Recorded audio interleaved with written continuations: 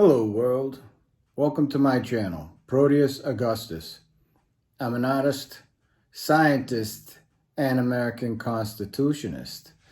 Today is Thanksgiving 2022 and there's a lot of football going on and there's a lot of cooking to be done. So I need to get this turkey in the oven by 12 so I can have it by about 5. So let's take a quick look at it. Okay, so what I have here is an 18-pound turkey. I cleaned it. Everything is looking good, right? Ready to go. Very nice bird. I have the neck and the giblets up front. I eat those as snacks as I'm cooking. And I just want to make a comment about cleaning the bird or poultry in general. A lot of people discourage cleaning your poultry. But listen, you got to take it out of the package anyway. And if you're not someone that adheres to hygiene, all the precautions in the world aren't going to save you from picking up bacteria, right? But I always clean my poultry, right? Because it's processed, there's been a lot of hands on it, there's been a lot of blood on it, and just rinsing the bird can remove a lot of bacteria. Did you know that if you just wash your hands like they tell you, I mean, I grew up, that's what, we didn't have all of this stuff that we have today medically, we had to have good hygiene, right? And just the water running over your hands, hot water, removes most of the bacteria, up to 80-85%. It's not the soap, it's not the alcohol, all right? So if you want to clean your surfaces, you use bleach. I have bleach spray. I clean my surfaces all the time, even when I'm not using poultry. But when you rinse your poultry, you're going to take a lot of the organisms off it, a lot of microorganisms, right? So you're reducing the population of possible contaminants that can make you sick, right? You could bring it up, even though you're going to bring it up to the temperature you need to bring it up to, right? You still want to alleviate as much of a possibility of contamination as possible, cross-contamination and otherwise. That's why I took the turkey out into the sink. I cleaned off the turkey, rinsed it out, and I put it into this pan immediately next to the sink, and then I moved it over here. Now it's drying a little bit, right, while I make the stuffing, right? So it's a very nice looking bird. It's very clean, nice and white, no feathers or anything stuck on it. This is going to be very good. Now let's get to the stuffing. So this is my mise en place for the stuffing. I have serrano peppers, yellow onion, sweet onions, just don't cut it for me, mushrooms. You can use several kinds of mushrooms. And then I have Italian sausage. Now I prefer to use Portuguese sausage that we call chorizo. Not available. I know how those flavors taste. This should be fine, right? What I'm gonna do is I'm going to saute all my vegetables first in my pan. My pan is already hot. And then when I'm really busy, I cook in the oven with this pan. So I'm gonna apply the oil to it. I'm going to put the veggies in there, and then I'm going to stir them around, and then I'm going to put it in the oven and let the oven do its thing while I get my stock together. With I'm using 4 cups. You might need more. It depends on how much the stuffing will hydrate. I got my small cubes in here first, okay, because I want to make sure those are all hydrated first before I add the more airy ones to give it more bulk. Right, then after my vegetables are all done, I'll throw the meat in with it, and I'll cook the meat in the oven. And then when that's done, right, I'll mix that with the small cubes and start to hydrate with my chicken stock. Now, when my chicken stock is done, I can start hydrating this without the meat in it. But I like to get all of the stuff into the stuffing. So when I get all these aromatics and the meat and everything going, right, then I'll add it to the stuffing, and then I'll hydrate these smaller cubes. When I'm satisfied that it's the texture I want, Then I'll put the bigger cubes in, and then we'll stuff that bird. I'll show you as I go along with the stuffing, but for now I need to get things going. There's no sense in showing you how to do it in the pen. Most people know that. What I'm trying to focus on is some other pieces of information that people aren't usually told about how to put the ingredients together, different cooking methods. So I'll be cooking all of this in the oven. I'll be putting that pan in the oven. I'm not cooking it on the top of the stove. So until we get to the next step, enjoy your day. Watch some food. Okay, let's see how our vegetables are doing. They should be pretty close to where I want them right now. So, they're looking just about ready, right?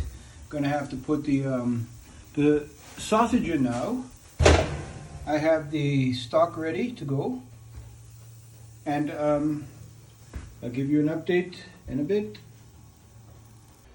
Well, it looks like my mixture is ready. My sausage is and aromatic. It's looking good. One thing I don't like about the sausage, like that you buy, sometimes they put too much binder in it, and you know, I had to chop the hell out of this sausage to get it to the right size that I need. So you need to get it down to about this size, maybe a little smaller. Okay, so now I'm going to add this to the stuffing, right? And then I'm going to gradually add some of the stock to the stuffing. Now, you know, I might use all of this, I might not. I might need more of that. That's what cooking is about. You follow recipes. If you make a mistake and you don't know what you're doing, or you don't know how to bring flavors together, you're going to be screwed, right? So the bottom line is you have to practice. You have to cook. Sometimes make more of the ingredients before you combine them. As far as herbs and spices go, you should stay right on the money with the herbs and the spices. But as far as combining this dish with all of these three components plus the other stuffing, it requires some coordination. Okay, so I'm going to go ahead and I'm going to make this stuffing together.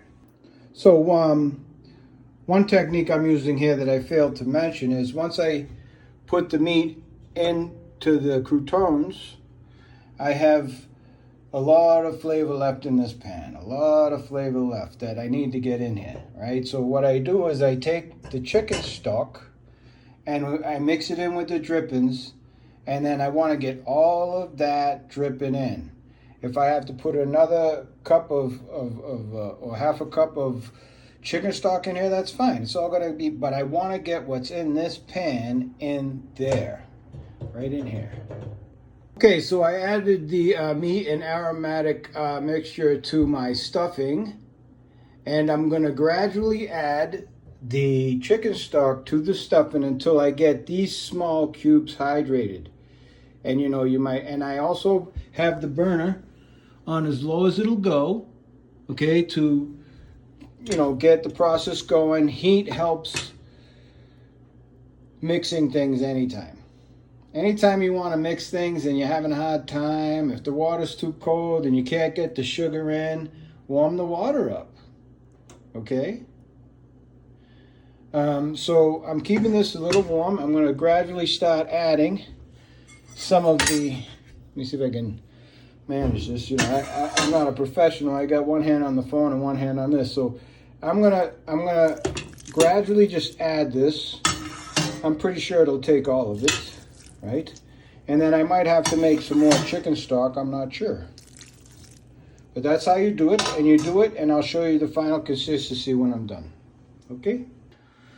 So I got the smaller cubes hydrated. Now I'm putting the bigger, more airy cubes in to give it more bulk. A lot of the flavor is already in those smaller cubes, and the turkey juices will, like I said, they'll go in and out. They'll flow in and out. Not like a river, but you know, they'll exchange salts and flavors and organic nutrients. So I'm going to add some more stock to it. I might have to get more, but it looks like I probably have enough stock. Okay, so the stuffing is ready to go into the turkey, all right? Everything was cooked. The meat and the vegetables were cooked at 400 degrees until ready. The chicken stock was boiled, right? And the croutons themselves just absorbed what was already cooked. And so there shouldn't be anything wrong with this stuffing at all. You could eat this. It's not ready yet. I mean, I'd have to put it in the oven and bake it to get it to where I want. But we're going to bake it inside the turkey. Okay? And what I do is I start off at 250 and I'll run 250 for about an hour, 2 hours, right? And then I'll take a look at it. I'll do my tests on my giblets and my neck, see how this oven is working. Right, and then every hour after that, I'll bring it to another 50 degrees. So after 2 hours, it'll be at 300. And I'll leave it at 300 for about an hour and a half, maybe 2 hours. And then I'll bring it up to 350 for the last hour. And then we'll go ahead and we'll measure the temperature of the chicken at that point, and I'm sure it'll be fine. So I'm gonna go ahead and I'm gonna take all of this mixture, I'm gonna stuff it in the turkey. I have a couple of pieces, a couple of heels I'm going to use. You know, I'm just going to fold the legs up the way they were. I'm not going to tie it. It's not necessary. If I'm fully stacked in there, if I'm not, I might put an onion at the end. But there's also a pocket in the front that you could put it in also. So I'm going to stuff it and then I'm going to get it in. I'm running out of time. It's almost 12:30. It's 12:15. I'm 15 minutes late. Because I want to eat this. It's going to take about 5 hours, okay? And then once it gets in there, then I can go about my business and do some other stuff that I need to do for today's fair, and also clean up a little bit around here. Okay, so I have the turkey all stuffed up. I sprayed some olive oil on the top. It's not necessary, but you know, it helps the fluids to run down the turkey and all that, you know. I have some stuffing up in the front, okay, in the head section. I still have a little left, so I'm going to put that in one of my little cast iron single servings, and I'm going to put it back in the oven, and I'm going to eat it. Okay, so now I just want to make a comment about this. Now, really, you should have a substantial pan. Like I have one. A lot of my stuff, all my cookware is still in Virginia. I don't want to buy stuff that I already have, even though I don't have it right now. So I don't cook animals this big. I usually just cook for myself, servings, or I might make a big dinner and freeze it. Like obviously I'm not going to be able to eat all this turkey. It's just me, right? I invited somebody to come by when, you know, the person might want to come by. And I can share my food. I got a lot more going on too. I got ice cream I can make. I'm gonna make salsa and all this stuff I can eat in the next 2 or 3 days. The turkey will take me about 2 weeks to eat, but I can make all kinds of dishes with this turkey after it's cooked, right? And I'll get into that later. But you need to be very careful. I turn these over to get some kind of little bit more grip.